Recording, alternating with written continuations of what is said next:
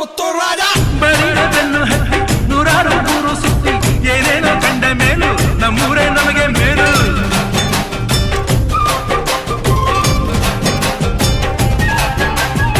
ಕೈಲಾಸ ಕಂಡ ನಮಗೆ ಕೈಲಾಸ ಯಾಕೆ ಬೇಕು, ದಾಸರ ಕಂಡ ನಮಗೆ ವೈಕುಂಠ ಯಾಕೆ ಬೇಕು.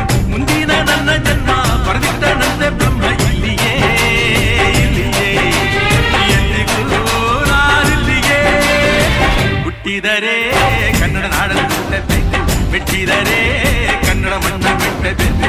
ಇದು ಚಟಕ ಬಂಡಿ, ಇದು ವಿಧಿಯೋಡಿಸುವ ಬಂಡಿ, ಬದುಕಿದು ಚಟಕ